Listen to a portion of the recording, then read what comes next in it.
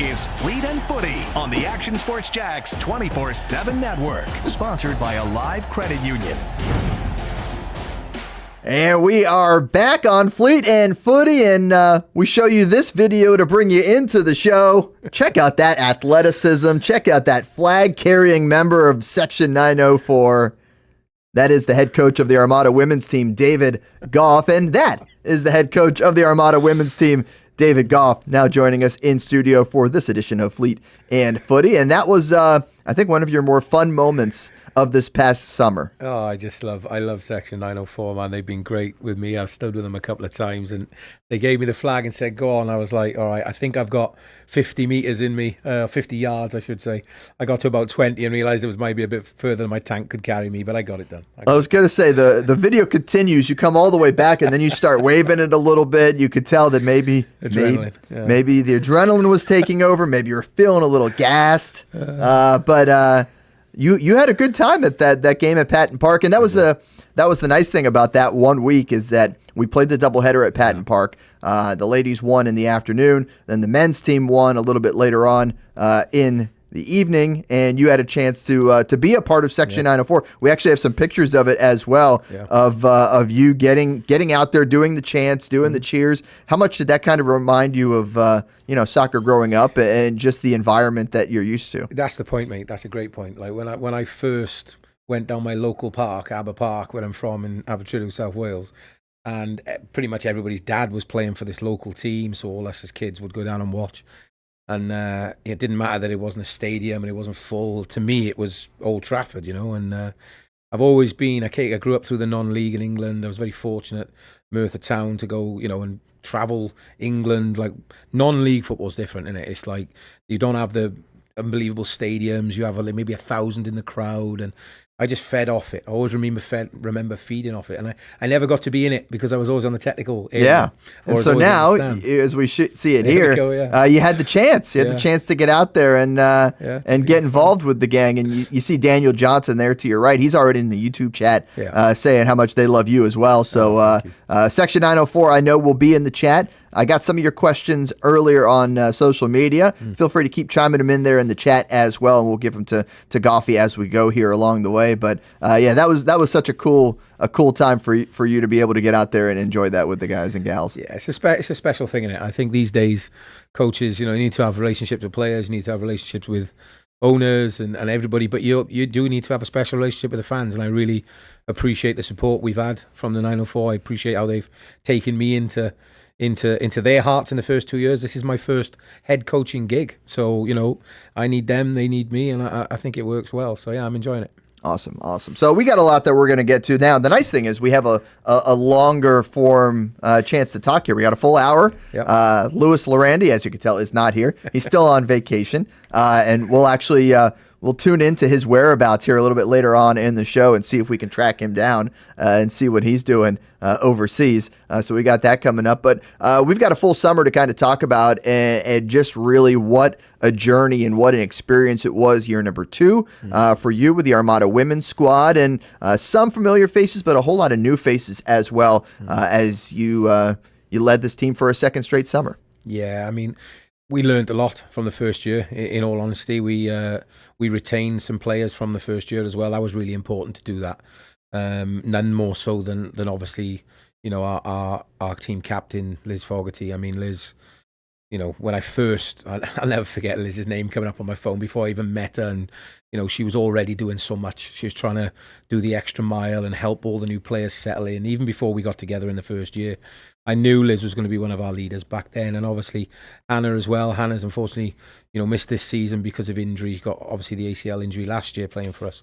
But between Liz and Hannah as our two captains, they really set the standard, mate. And coming back this year, it was easier because they kind of helped put that thing in place, and they told the players what it was all about. And the new recruits we brought in, that was the culture of the Armada. So it was good lessons in the first year, but it seemed to grow and evolve, and obviously we had a great year in the second year. All right, we're taking a look at some video of Liz Ann Fogarty, and what a season she had, right? I mean, this is from her hat trick on the road. A lot of goals scored, a lot of them on the road. She does exactly that, right? She uses her size, her positioning, and gets ahead on it and puts it into the back of the net. Liz Ann Fogarty with another great season for the girls in blue. And what does it lead to? Well, it leads to a professional contract, which is just awesome. And forgive me if I butcher this one. Keynsham Town LFC. That's it, Keynsham Town. Yeah, Keynsham Town. Yeah. Where is Keynsham Town? Do you know that one? I think it's just outside of Bristol. It's not too far, southeast. Bristol, Tennessee, where the racetrack is? I wish. No, different Bristol. A little bit further, a little bit further. No, she's done great, man. I'm so pleased for her. She, it was a dream of hers at the start. We talked about it, probably going back even 2 years when I first met her. She's always had the ambition. She's got the drive and the temperament. It's not easy to, move to another country, live on your own. She's just left in the last couple of weeks here. There. She's settling your in. announcement shot right there. Yeah, she's settling in. I have. It's an okay Photoshop job. You can kind of see the edges, but we'll allow it. I'm not sure the media. Yeah, I'm not sure the media over there is as good as we've got here. But I have talked to her quickly over text. I did say to her when she left, look, you got to give it a period of time. You're gonna have ups and downs, but you've got to give it, a period of time where you make your decision on how it's been. And I think she's already got on the score sheet in pre-season, and she's doing well. So I'm really pleased for her. I would ask, how does her game translate to playing over there, to using her size and her skills that she has? That's a really good question, because she actually fits the profile of a British player. Yeah. She's physical, but she's also nimble. She's technical. She's very tactical. She's very considerate of where she places herself on the field. Kind of like Chloe was the year a little prior. bit like that. Yeah, that's a great shout. Yeah, so Chloe came into the team and really didn't have to run as much as everybody, because she kind of understood, where the ball was going to end up and stuff. And Liz is very much like that, so she benefits from that side of it. But she's also got that American steel, mate, that I love, where it's like, you're never going to put me down. I'm never going to stop. Whatever it takes, I'm going to stand up and be counted. And I'm no doubt that this is the next step in her career, and just one more step closer to the professional game for her, I'm sure. Yeah, excellent. And I'm going to kind of segue between different things as we hit them. And I'll bring in one of the questions from our Section 904 folks. Ian Ferguson asking, now that Liz Ann Fogarty has signed for a team in England, who do you see as a natural leader for the Armada kind of moving forward? Because she was clearly the leader this past summer. So now you kind of have to pass off that armband and hope that the lessons that you've taught are then passed on to the next group. Yeah, I mean, that's a great question for me, and to be fair. There's a few candidates. There's quite a few returning players. There's one or two, obviously, that we didn't have this year on the pitch that were injured. Remember, Logan, obviously, from last year as well. We're going to get back at some point. Hannah will come back into the mix. But I tell you what I really love, and this is, again, credit to Ron and to Jed and to Rita and Wale on the staff. Landry Bauer, we're in the armband towards the end of the season. 16-year-old Landry Bauer now. Unbelievable prospect. Wonderful player, great kid. 16 years of age, 15 to make her debut, and then 16 to be the youngest ever captain of the franchise as well. So I think as we go forward, leaders will emerge, but also, representing a club like the Armada, it's a huge experience, and it's a good learning tool as well. Once you've thought a bit about everybody and not just about yourself as a player, that can tend to change how you see the game. So we got a lot of those good characters. You have to be one of those characters to get recruited here. We don't take players who don't have that ability. Without a doubt, and we'll get back to more of these fan questions. There's some random ones in this chat as well that have nothing to do with soccer, but we will certainly get to them as we go. Earlier in the show, you kind of mentioned that there was a lot learned from year one to year two. If you could kind of go into that a little more in depth on really the biggest takeaways from seeing what this level of competition looked like. I mean, you've coached with youth international teams across the globe. You've coached at the highest level of college soccer with your experience. And last year, you kind of got that first taste of the Sunshine Conference in the WPSL. What did you kind of learn from that year that transferred over here to year two, where you guys finished 1 point out of the top of the table in a highly contested three-way race between three really good teams? Yeah, it was. And that's a good question as well. I think certainly learnings on my part, certainly from my point of view, second year as a head coach, obviously 25 years doing this, but it's a little different when you're the one making the calls and cutting the players and having to maintain those relationships. So I think for me, learning about the WPSL was big. At times I found frustrations, which especially when we went away from home, it really makes you appreciate, the infrastructure, the work that Corbin does and Lewis does, and even yourself, mate, and Action News Jacks in terms of covering the games and stuff. Not everybody has that. So, it was frustrating in the first year to travel away from home and not be met with the same level of standard in the WPSL. It is a very wide range, and not just on the women's side, the men's side as well. The NPSL experience is the exact same thing, where you have the teams that are committed with resources and really interest and care. They care about it, versus the ones that are just there. And why? There's different motivations for why some of those teams are there. Yeah, I think I was a bit idealistic. I wanted everybody to be like us, and they weren't. And I think I've done a better job this year of managing that frustration. I think the staff, the additions in the staff, has been great. Obviously, Ron was with us last year, Wale was with us last year, but bringing in Coach Rita, who sees things slightly different, bringing in Jed, who's obviously played for the Armada, so he could talk from a player's standpoint a lot, was good. So the conversations we had as a staff, not just before the season, but during the season, were really high-level conversations. There wasn't any time wasted. So I think we did a lot of learning. And I think what we did, Stu, if I'm honest, I think we got the pitch right. We took our foot slightly off the gas a little. We weren't training 5 days a week.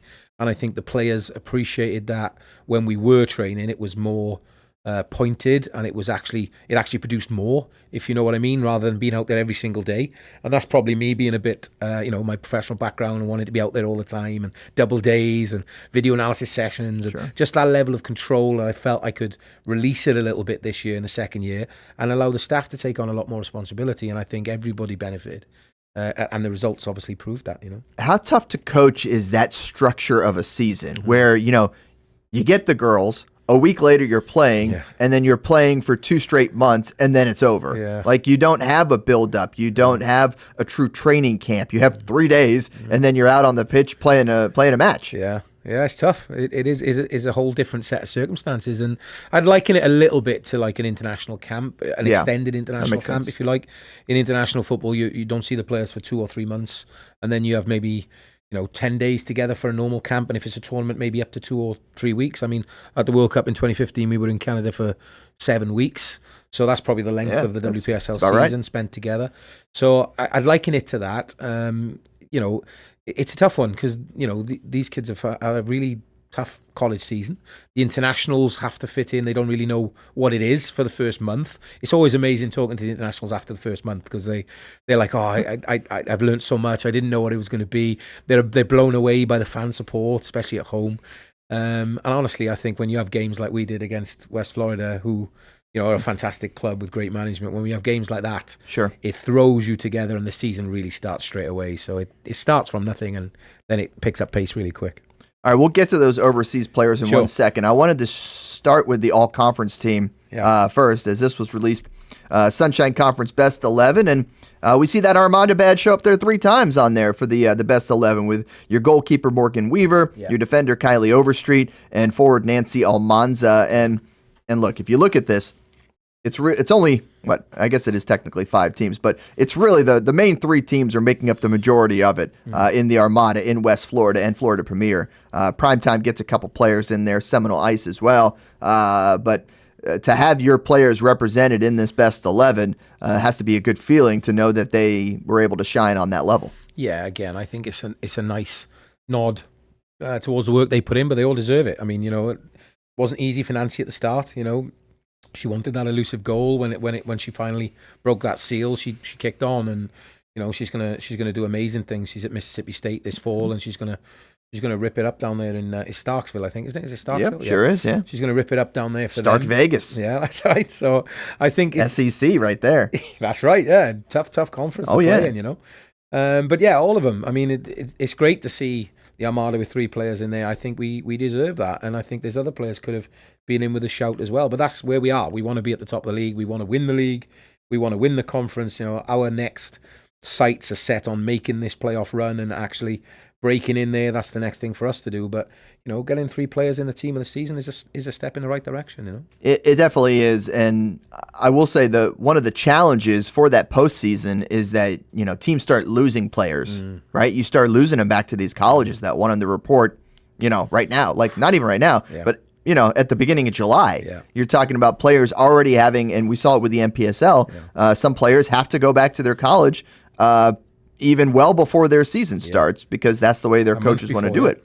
And that's got to be a huge challenge and really test your depth at that point in the year, and ties back together with another thought I had, where you've got players like Brooke Bunton who joined the team halfway through the season, who then probably deserve to be in a best 11, and she's probably better than a few of these players on this team. Yeah. But she plays half the year. It makes you rely on your depth, and maybe for you it lets you rely on the fact that you got some overseas players who've come over and come to play for you.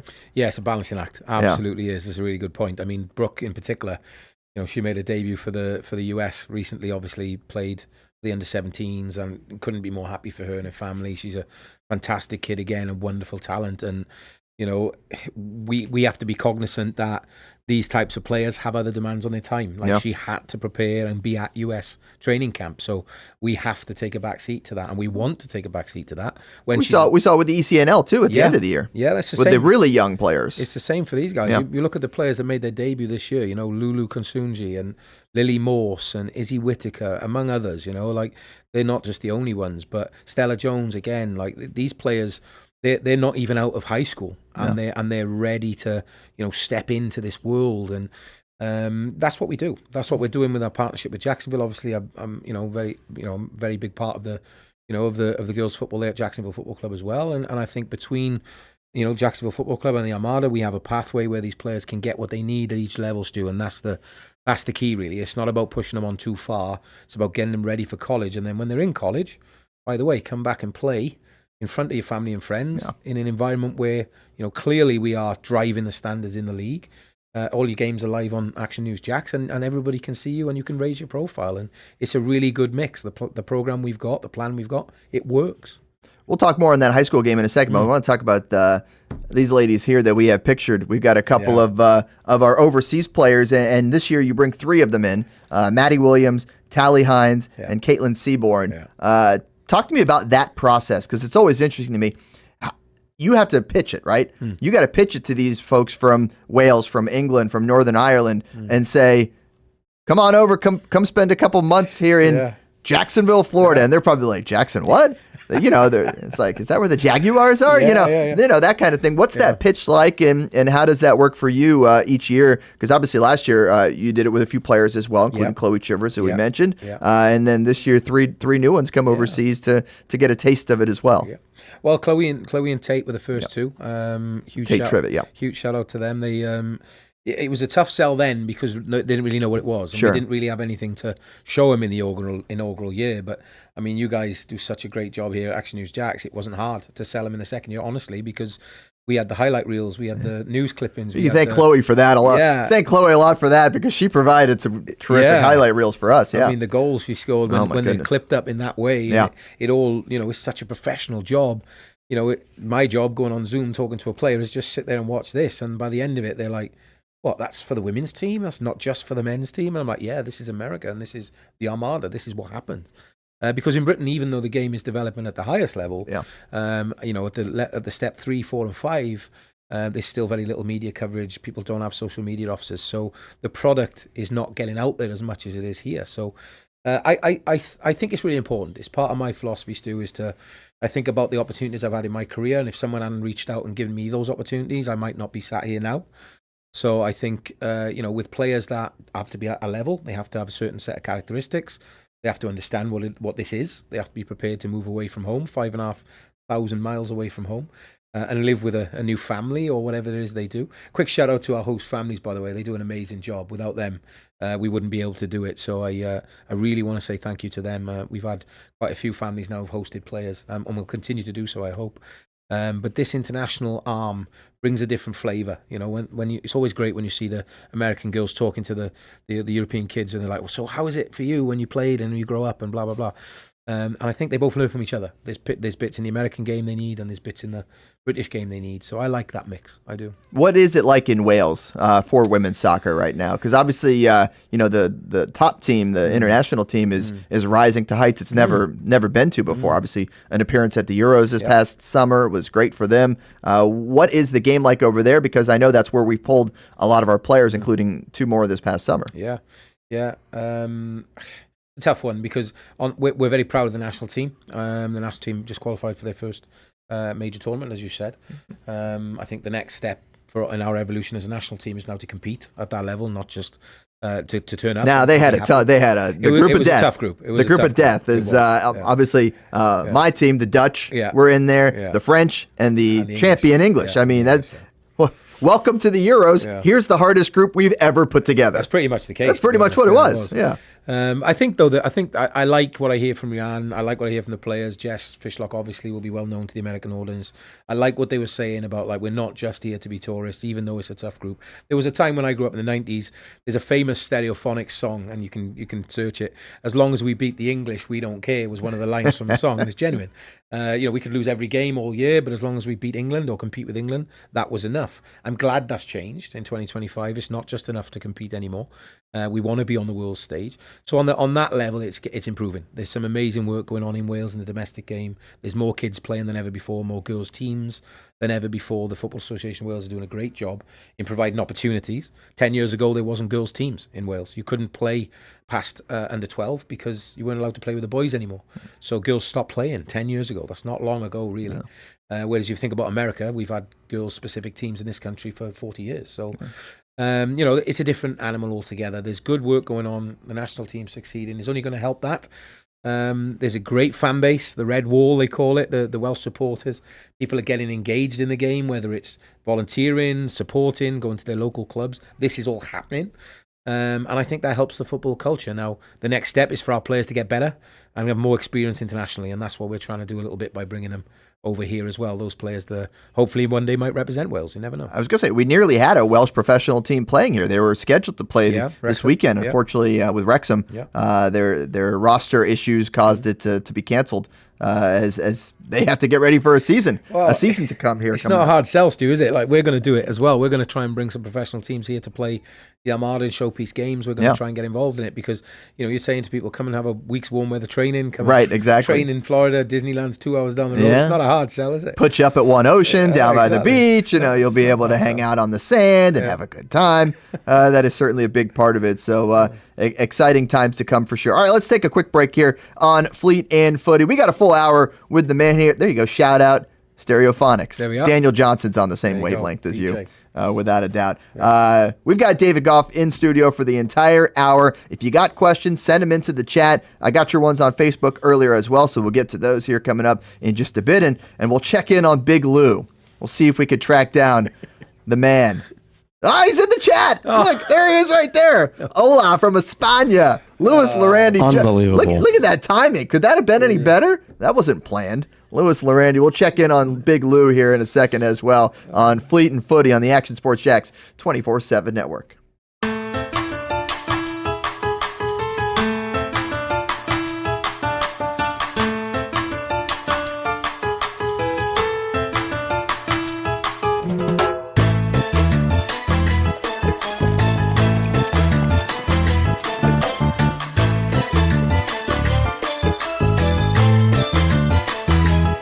Ancla Dorada. The official bear of your Jacksonville Armada. When you think sports, you think Action Sports Jacks, the official station of the Jaguars, on location for every game. But the most experienced team in town doesn't stop there. From high school football to the big events in the area, Action Sports Jacks is always on. Now, we take that to a new level. Action Sports Jacks 24/7 is around-the-clock coverage of the teams you love and the moments you can't miss. The best local sports in Jacksonville on Action Sports Jacks 24/7. People helping people. It's at the core of what Alive Credit Union is all about, and it's been that way for over 70 years. From the start in 1954 to today, the mission remains to inspire financial wellness and give you a financially fit lifestyle. Alive Credit Union and its employees are committed to not only serving their valued members, but also our community here in Northeast Florida. I had a chance to see that commitment firsthand as Alive partnered with our Action Sports Jacks 24/7 team to bring you Armada men's and women's soccer broadcasts. Inside the 18, it is a shot, and it's a goal! Chloe Chivers! And that connection to the community continues with Alive Credit Union's support of the Police Athletic League of Jacksonville. Alive Credit Union's commitment to our community also involves serving the financial needs of all first responders through the recent merger partnership with City and Police Federal Credit Union. Join the community and become a member of Alive Credit Union today. Find out the many ways you can be inspired in financial wellness at alivecu.coop. Olivia Tasley here from Action Sports Jacks to tell you all the different ways you can watch our new 24/7 network. 3 easy steps. You don't even need a pen and paper to write it down. Step number 1, download the app. Search Action News Jacks in your app store either on your phone or your smart TV. Then, once you're on the app, click on that little drop-down menu in the upper left-hand corner with the 3 little lines. That'll show you these options, and boom, right here, click Action Sports Jacks 24/7, and you will be brought to our continuous stream channel. That app can be accessed through all these different platforms. Whether you have Roku, Fire TV, Smart TV, Apple TV, or Google TV, you can find our app. Now, if you don't have access to the app, don't worry, we still got you covered. We're across all social media platforms from Facebook, Instagram, X, YouTube, Twitch. We have a podcast channel. Plus, check out our short reels on our TikTok. Action Sports Jacks 24/7. It's on all the time and everywhere. This is Fleet and Footy on the Action Sports Jacks 24/7 network, sponsored by a live credit union. All right, we are told that Louis Lorandi is in a flamenco show. Is he actually in the flamenco show? Yeah, that's pretty much him. That's him, right? In the white? I hope so. It's Big Lou performing? It's not far off. I hope so. It's not far off. It's pretty close.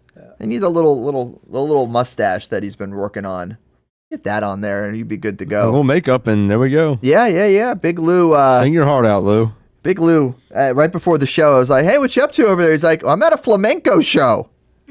I'm like, "Okay, that's pretty cool." Yeah. And this is it. This is the show. He's working the show. He's in there somewhere, playing guitar, maybe. I don't know. They're playing it like up here. Is that part Jazz of the deal? flute. He's playing jazz It's a flute. jazz flute.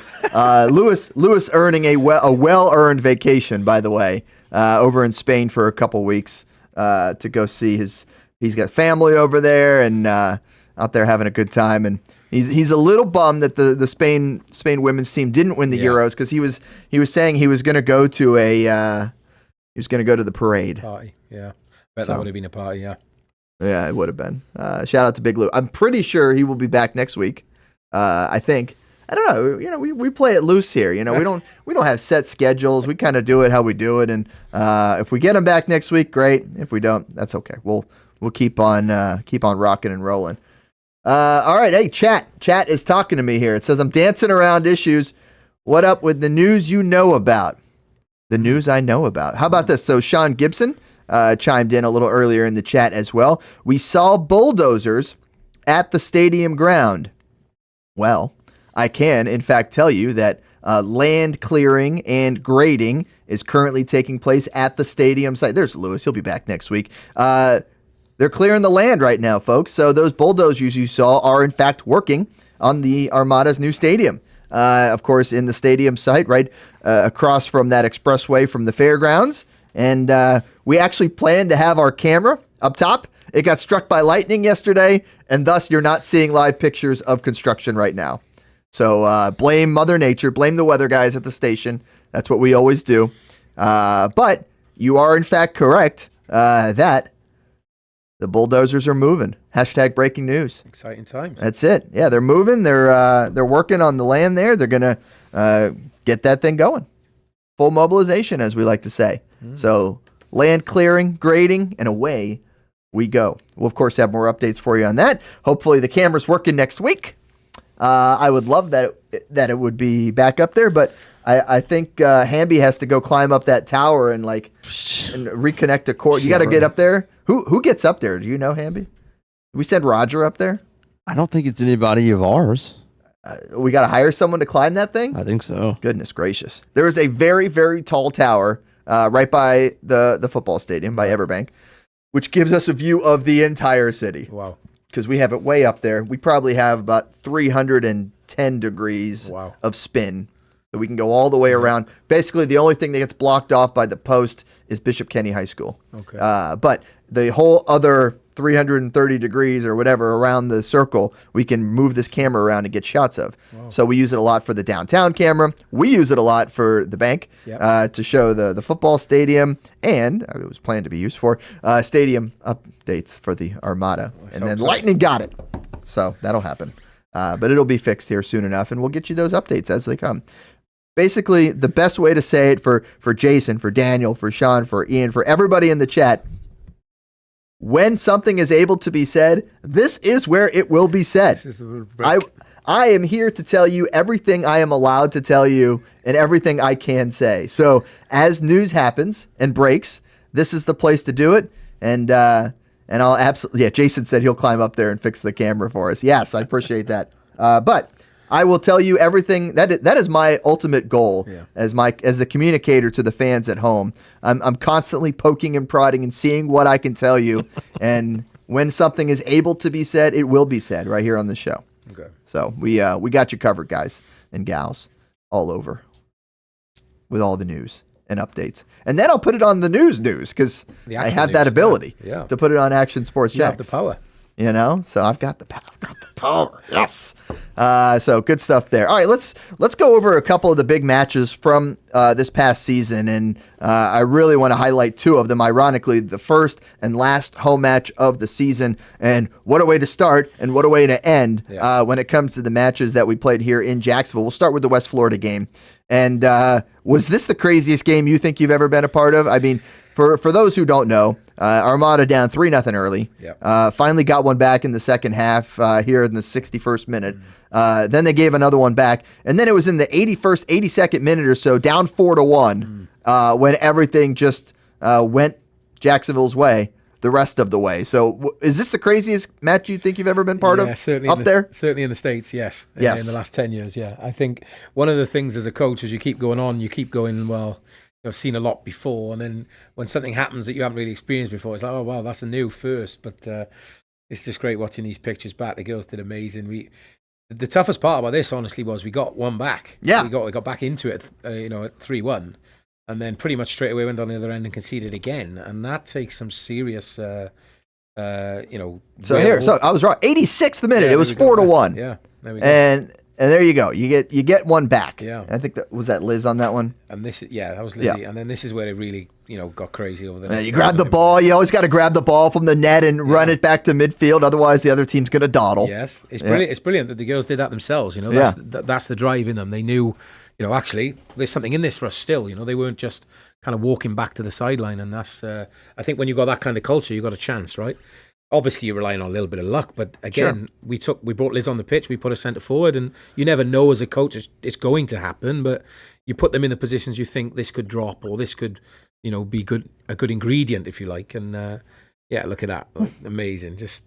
And so they're still a little apprehensive there. You're still down 2 in the 87th minute, and you're like, okay, well, I guess we're excited. They didn't know what was coming, did they? No one did. No, they really didn't. And so, right off the restart, right on the attack again. And so here is a great shot with Morgan Weaver. Yeah. And just the boot that she has. Yeah. She has the ability to jumpstart the offense, sending it half the field.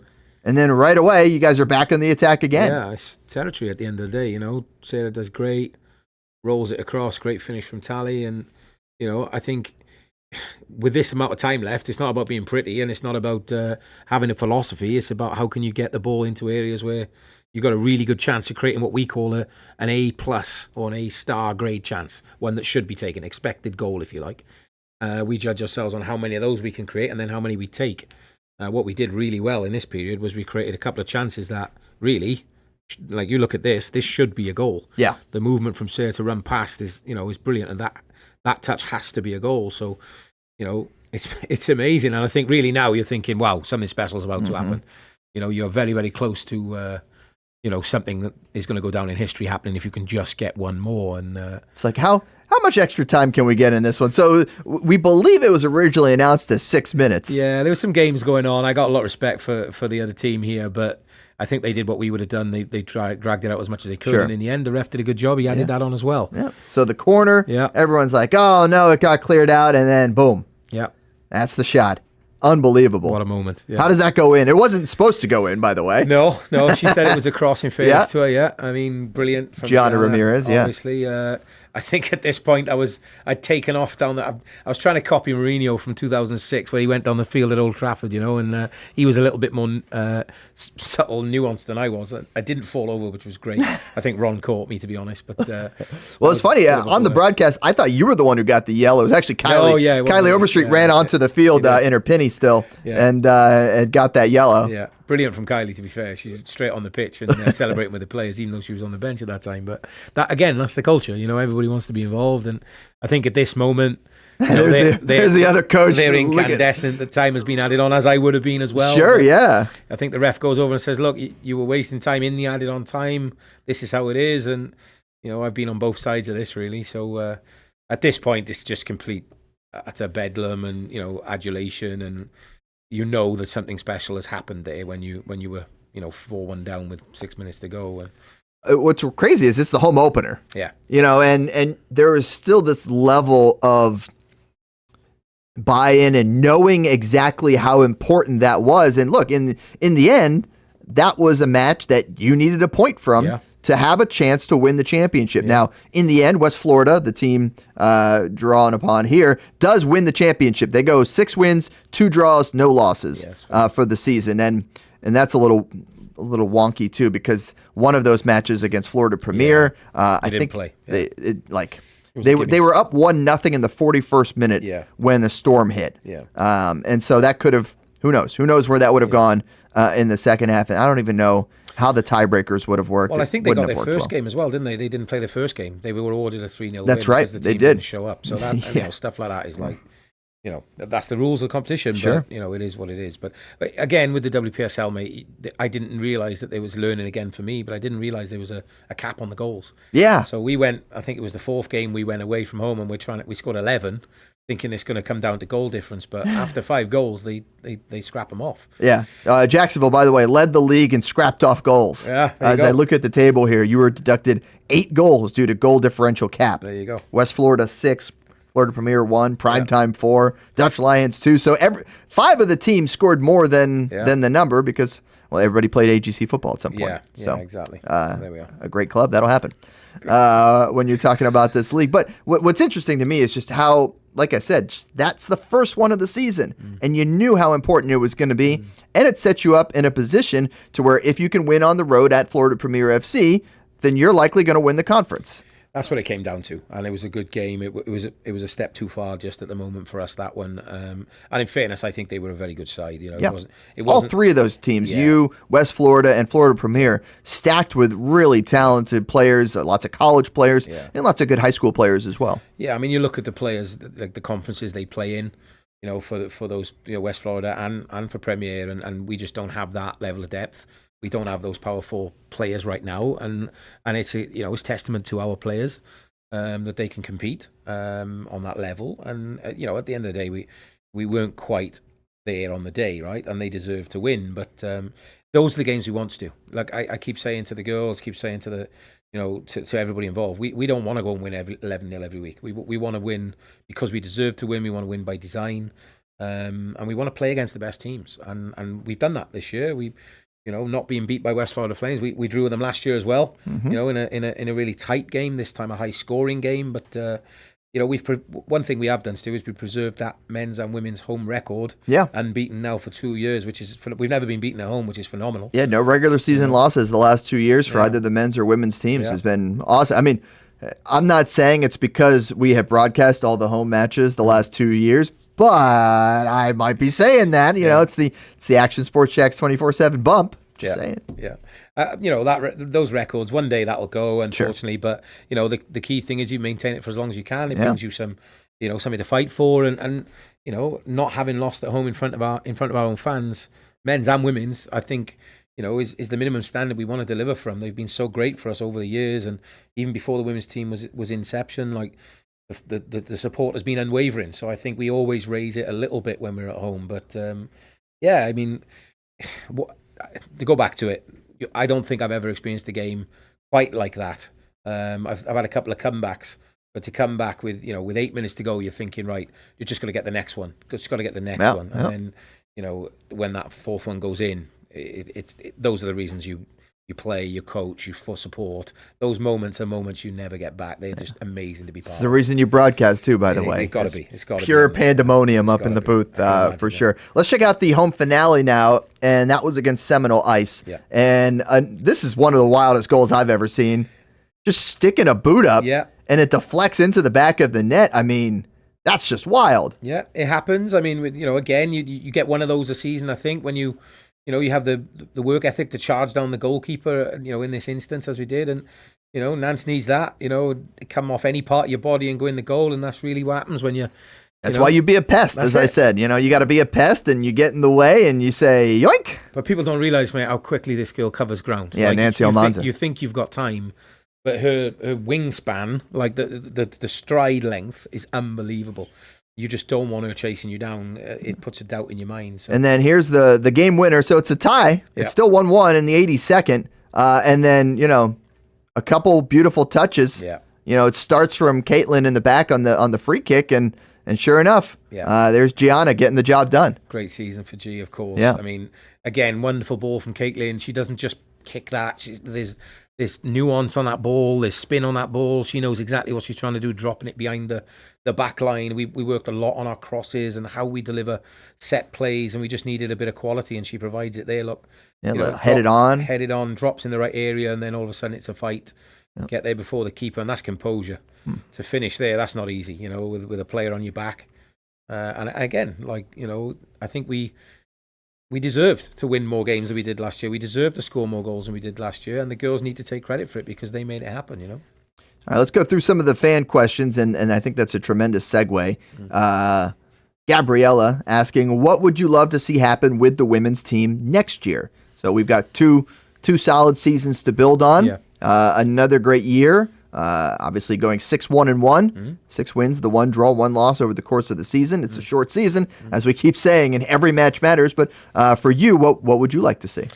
Well, I think, the logical thing to say is you just want to keep improving the winning record, right? Sure. But, it doesn't really happen like that. Everybody else is improving around you. There's obviously a period of stability here we need now, when we hopefully will move into our own facility and into our new stadium in these next couple of years here. So, you'd like to think that it just goes, well, we won 6 this year, so we'll win 7 or 8 next year. And you hope that you continue to win matches. Now, we're going to prepare, the same way we have now. Our culture is to win, right? But you never know. We could have an outlying season before we actually kick on and go even further. So you're always ready for that dip. But I think, for us, I think it's about, we now have a real product to put out there in the community. I would love to see female soccer fans come and support the team. I'd love to see groups of fans come and support the team. Support, get behind it, join the 904, get along in the stands and watch, and bring your daughters, bring your aunties, bring your mums, and bring your grandmothers, and bring everybody to the stadium and really get behind what is happening here, because it's not just empowering for for the female players. This is empowering for anybody who wants to be involved in the game. You have a home here to support with the Armada. So I'm hoping that growth will take place naturally. People will continue to come and support. And I'm hoping they'll be excited by what they see, whether they've seen 1,000 games or never been to a real match. This is a place to come and enjoy 2 hours of your life, with friends, and go home thinking, wow, that was a really good use of my time, and I love what I've seen. We'll see if I can get my little one out to a match next year. I mean, this year wasn't going to happen at 1, 2, 3 months old this past summer, but mascot by a year though. We did get the picture with the Armada onesie on there, so we got that in this past year. Yeah. So she'll make an appearance for sure. One more soccer question, and then I'll ask some of these other ones. In the last block here. Ian asking, what's it like as a Welshman working with an English team? I know you've done that in the past, working with the youth international team for England. What was that like for you? Yeah, I mean, well, God bless her. I lost my mum in December, but I always bring it up when I'm asked this, because obviously she brought me up and staunch Welsh supporter. And when I joined England, she sang that song, huh? As long as we only been in. She didn't talk to me for a month. In the end, she kind of got her head around it, but she kind of made me wear Welsh pants, Welsh boxers, not trousers, pants. She made me wear Welsh boxers every time I went. But look, I'm very proud of what I did with the English FA and representing England. When you grow up in Wales, you have no choice but to look over the border to England, because that's where football really is. We only have a couple of clubs like Cardiff and Swansea, and now Wrexham, who are playing in the English structure. It's a very unique situation around the world. People probably don't know it's the only place where teams from one country are allowed to play in another country's league. So the joke from Ted Lasso, how many countries are in that country? 4. Yeah, exactly. So we benefit from a bit of that, obviously, from going right back to the start when football began. They were in this league and they've been allowed to stay. If those teams ever get relegated out the bottom line, they'll never be allowed back. People don't know that either. So interesting. Yeah, so we live in this shadow of Big Brother in England, but also aspire watching the FA Cup final, watching players play in Premier League and everything else. Ryan Giggs is probably one of the most decorated Premier League players of all time, Welsh. I grew up watching Mark Hughes, Man United striker, actually same birthday as me, 1st of November. So, I think you always have that part and you dream of perhaps being involved. I think, if I'm honest, Stu, in my heart of hearts, one day I hope that the opportunity comes calling to represent my country in Wales as well. And I'll keep preparing for that. But having been to 2 major tournaments with England and now recently last year going with the under-17s to the World Cup in the Dominican Republic again, was a huge learning experience for me too. So I'm very proud and very pleased to have done what I've done with the FA. But thanks very much for that. But I think next time it'll be red. There'll be a dragon involved. It'll be a bit different. Yeah. Were any of the players that you worked with on the youth level in this squad that just won the Euros this past summer? Yeah, so Lucy Bronze was a big part of our team back in 2015. She was kind of up and coming then. There they are celebrating the win. Yeah, amazing, to be fair. Great again to see it. Fantastic to see the team doing so well. When Mark was in charge of the team, when I was there with another great coach, Lee Kendall, the 3 of us, England weren't a winning team. We were 12th in the world. Nobody expected anything of us, never won a knockout game in a championship, and actually, for a long time, we were the most successful English team after the 1966 men's team that won the World Cup. Our bronze medal was the next time England won something at that level. So it was a stable moment, and we know that we weren't the catalyst for what is going on now, but we also know we played our part. And under Mark's guidance, those group of 23 ladies and 23 staff, we put England into a place where winning was now, okay, well, maybe we can do this. And obviously they went on to do really well at Euro 2017 and actually win the Euros, and a couple of years later and now repeat, which is fantastic to see and great. All credit to Serena and her staff. I think she does a fantastic job. She's a wonderful coach, and it's great to see pictures like that when, even 10, 11 years ago, that would have been a dream for a lot of people, One day, a dragon in that little circle. This is the next part. We've qualified now, so now we have to go and win our first game in the national tournament, and we have to, score our first set of goals and all that kind of stuff, and come from behind, and all these firsts need to happen for Wales in the future. And I absolutely want to be part of that. That's always the nice thing about starting from scratch. There's a whole lot of firsts, indeed. And you have to celebrate every single one of them along the way, because you're never going to do it again. You do. The first is going to be the first, the only one time. Yeah. So you absolutely have to do that. All right, we got some off-the-wall questions. We're going to get to those in just a second. We're going to take a quick break right here on Fleet and Footy. Again, Luis Larrandi dancing somewhere in Spain. He'll be back on the show next week, and he'll have your MLS updates, your weird soccer story of the week, and there he is. There's Lou. He's in there somewhere. He's dancing over in Spain. We'll be right back here on Fleet and Footy on the Action Sports Jacks 24/7 network. People helping people. It's at the core of what Alive Credit Union is all about, and it's been that way for over 70 years. From the start in 1954 to today, the mission remains to inspire financial wellness and give you a financially fit lifestyle. Alive Credit Union and its employees are committed to not only serving their valued members, but also our community here in Northeast Florida. I had a chance to see that commitment firsthand as Alive partnered with our Action Sports Jacks 24/7 team to bring you Armada men's and women's soccer broadcasts. Inside the 18, it is a shot, and it's a goal!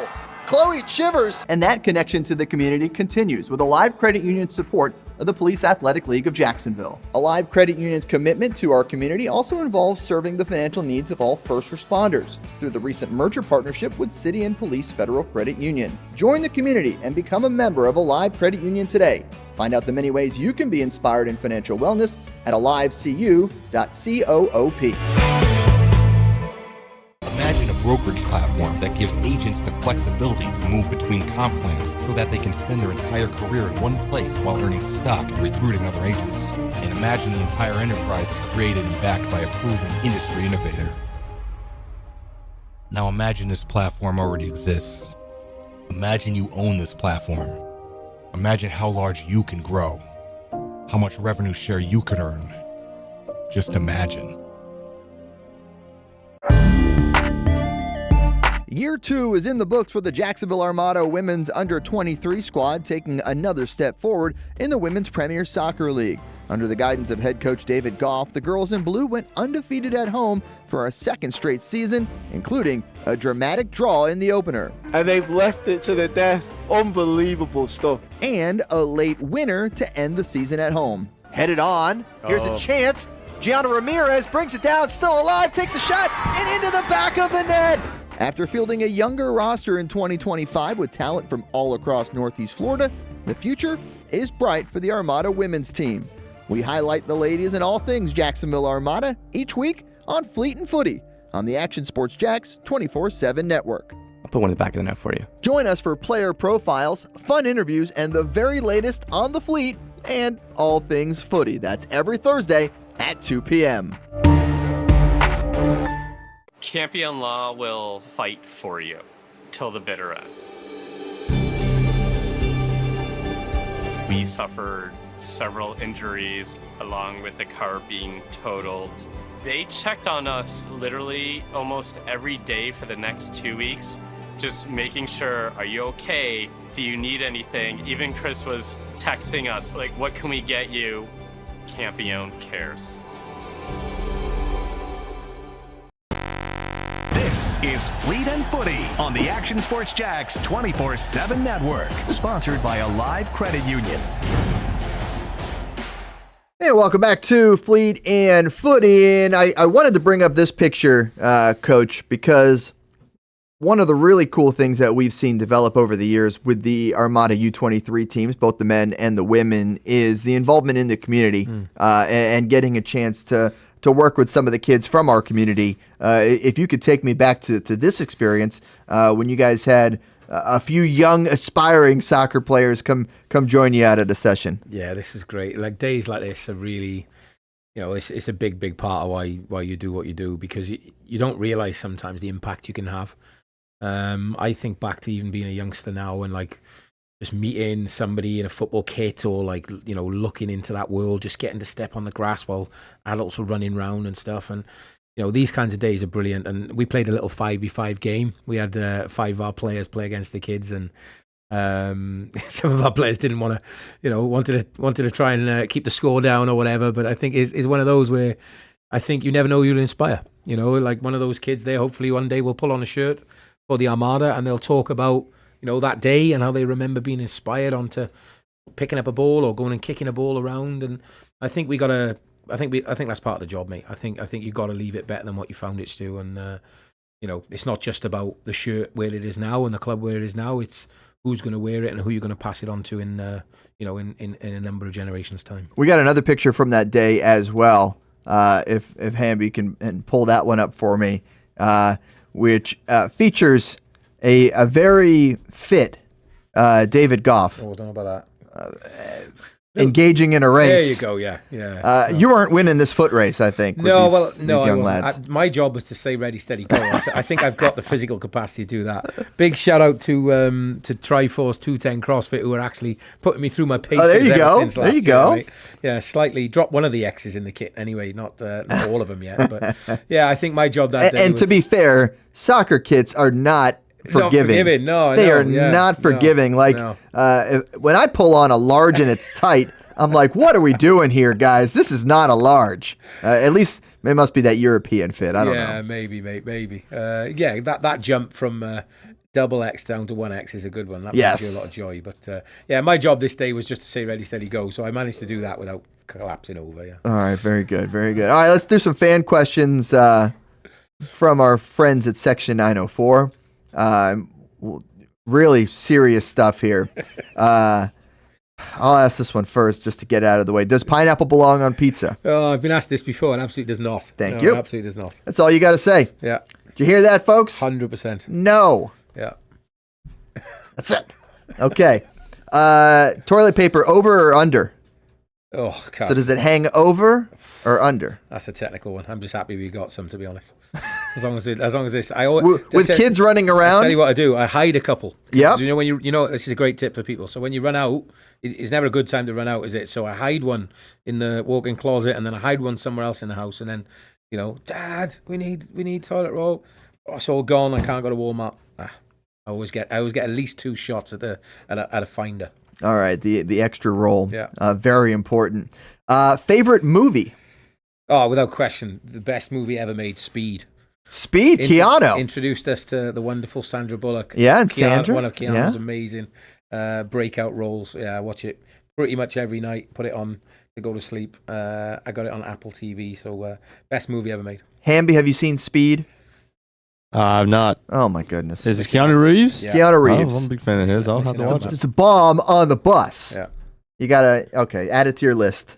Add it to your list that the kids these days. Cheese and onion or sausage roll from Greg's? Oh, we got both probably. Yeah. Both? Anything from Greg's. Anything from Greg's. You got me there.